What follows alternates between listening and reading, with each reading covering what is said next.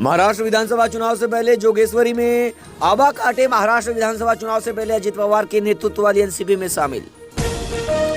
मुंबईकर को जल्दी अपशिष्ट सेवाओं के लिए एसडब्ल्यूएम कर का भुगतान करना पड़ सकता है। मुंबई महाराष्ट्र इलेक्शन 2024 में महाराष्ट्र की सभी 288 सीटों पर बसपा अकेले लड़ेगी चुनाव। मायावती महाराष्ट्र में जहां जहां मतदाताओं के नाम काटे गए वहां एफआईआर दर्ज कराएंगे नाना पटोले।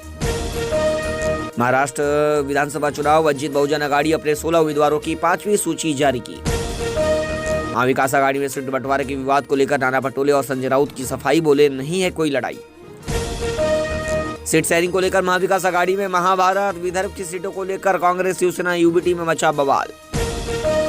देववाली से टिकट लेने के लिए उम्मीदवारों के बीच लगी होड़। मैदान में उतरे योगेश घोलप और राजश्री अहिरोराव।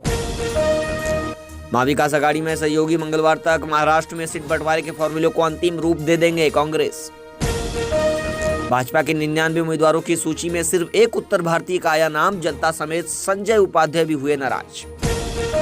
भाजपा की पहली सूची में 99 उम्मीदवारों के नाम। नागपुर दक्षिण पश्चिम से लड़ेंगे फडणवीस। विधानसभा चुनाव की घोषणा के बाद बहुजन विकास अघाड़ी ने आज विरार में एक कार्यकर्ता सम्मेलन आयोजित किया, जिसमें विधायक हितेंद्र ठाकुर ने बड़ी घोषणा की। कार्यकर्ताओं ने बीच में ही उनका भाषण रोककर वसई विधानसभा क्षेत्र से उनकी उम्मीदवारी की घोषणा करने की मांग की। मेरा कार्यकर्ता ही मेरी सबसे बड़ी ताकत है, ऐसा कहते हुए ठाकुर ने कार्यकर्ताओं की अपील स्वीकार करते हुए खुद की उम्मीदवारी की घोषणा की।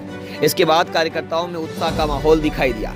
इस दौरान ठाकुर ने यह भी घोषणा की कि वह पालघर जिले के सभी 6 विधानसभा क्षेत्रों से चुनाव लड़ेंगे। उन्होंने विश्वास व्यक्त किया कि बहुजन विकास अघाड़ी को भारी जीत मिलेगी और कार्यकर्ताओं से जोश के साथ काम करने का आह्वान किया। पिछले कुछ दिनों से बहुजन विकास अघाड़ी में राजू पाटिल के भाजपा में प्रवेश के कारण चिंता का माहौल था और इस पर हितेंद्र ठाकुर का क्या बयान होगा, इस पर सबकी नजर थी। उन्होंने कहा, ये सपना विरोधी दलों का था, लेकिन राजू पाटिल मेरे संपर्क में हैं और हम सभी काम में जुटे हुए हैं। उन्होंने ये भी कहा कि पाटिल पूर्व नियोजित कार्य के कारण बाहर हैं और इस मुद्दे पर राजनीति नहीं होनी चाहिए।